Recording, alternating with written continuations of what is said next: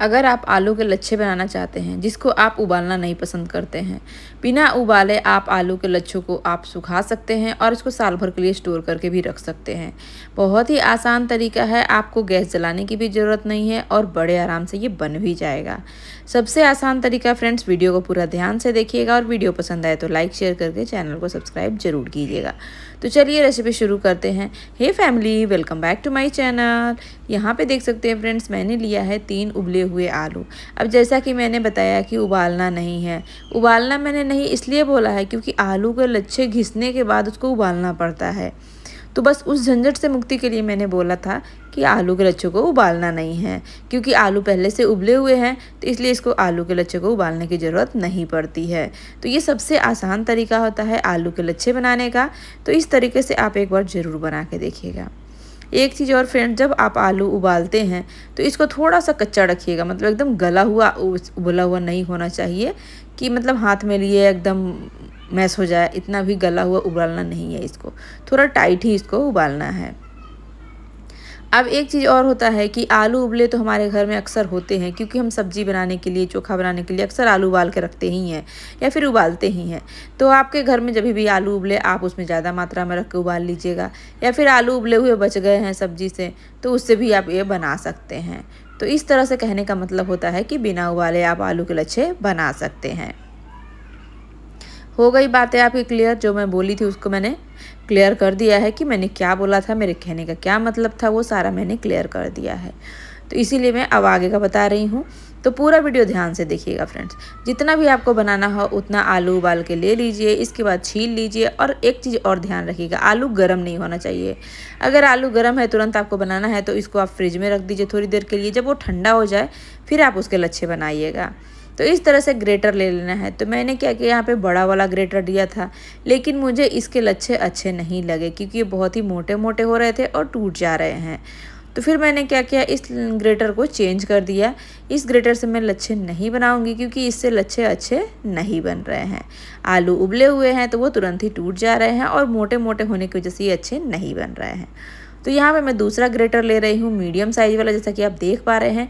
और इस ग्रेटर से जो लच्छे बनते हैं बहुत ही अच्छे बन रहे थे। ये देखिए, एक तो पतले पतले भी बन रहे थे और लंबे लंबे भी लच्छे निकल रहे थे। तो इसलिए मैंने उस ग्रेटर को हटा के इसी ग्रेटर से सारे आलू के लच्छे बना लिए। अब इस ग्रेटर को हम चारों तरफ घुमाते जाएंगे, जिससे होगा क्या, लच्छे चारों तरफ फैल जाएंगे। हमें हाथ से फैलाने की ज़रूरत नहीं पड़ेगी क्योंकि ये उबले हुए हैं। अगर हम हाथ से फैलाने जाएंगे तो सारे के सारे टूट जाएंगे।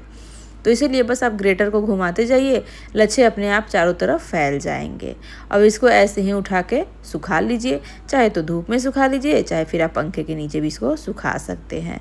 तो बहुत ही आसान तरीका है, एक बार इस तरीके से बना के ज़रूर देखिएगा।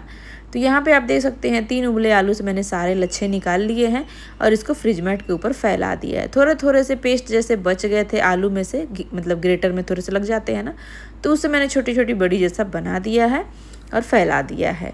अब चलिए इसको सुखा के देखते हैं कि कैसा बनता है ये। तो अब आप यहाँ पे देख सकते हैं फ्रेंड्स, जो आलू के लच्छे हैं बन के तैयार हो गए हैं और एकदम जालीदार बन गए हैं, एक एक चिपक गए हैं। तो अब हमें इसे तोड़ के रखना होगा क्योंकि ऐसे तो ये लच्छे रहेंगे नहीं। तो अब मैं आगे आपको बताऊंगी कि ये लच्छे मतलब कैसे बनते हैं, ये बनाने लायक है भी या नहीं। तो आपको इसकी सच्चाई आगे पता चलेगी, वीडियो में बने रहिएगा।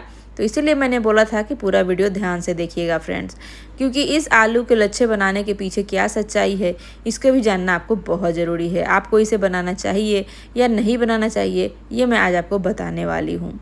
तो यहाँ पे देखिए, ये लच्छों को मैंने अच्छे से तोड़ लिया है छोटे छोटे टुकड़ों में।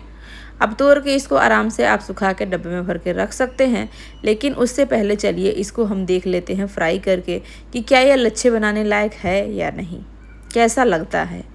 तो यहाँ पे देखिए, सारे लच्छों को मैंने छोटे छोटे टुकड़ों में तोड़ लिया है और एक प्लेट में रख लिया है। और जैसा कि आप देख पा रहे हैं, लच्छे ऐसे एक दूसरे से जुड़े हुए हैं, मतलब कि चिपके हुए हैं। ये देखिए, जो मैंने साइड में फैला दिया था वो सब ये सूख के रेडी हो चुके हैं। लच्छे तो अच्छे बन गए हैं। इसमें क्या होता है, इन लच्छों में आलू नहीं जाता है। दूसरी चीज़ की चलिए फ्राई करके अब मैं आपको दिखाती हूँ। फ्राई करने में क्या होगा, गरम तेल कीजिए और उसमें इस लच्छों को आप डालिए। अब आप देखिए कि तेल में जाते ये लच्छे कैसे हो जाते हैं। यहाँ पे देखिए तेल में जाते ही ये लच्छे एकदम लाल लाल हो जाते हैं और खाने में बिल्कुल भी टेस्टी नहीं लगते फ्रेंड्स। तो मैं आपको यही सलाह दूंगी कि ये उबले आलू के लच्छे आप मत बनाइएगा, क्योंकि ये अच्छे नहीं बनते हैं। तो बस इसी सच्चाई दिखाने के लिए मैं ये रेसिपी आपके लिए बनाई थी कि आपको पता चल सके कि ये उबले आलू के लच्छे अच्छे नहीं बनते हैं, आप कच्चे आलू से ही लच्छे बनाया कीजिए। तो मैं सारी बातें क्लियर कर दी हूँ। अब आपको मन है तो बनाइए, नहीं मन हो मत बनाइए, लेकिन मैंने सच्चाई आपको बना के दिखा दिया और बता भी दिया। अब आपको पता चल गया कि उबले आलू के लच्छे अच्छे नहीं बनते हैं, तो आप कच्चे आलू से ही लच्छे बनाइए। Thank you.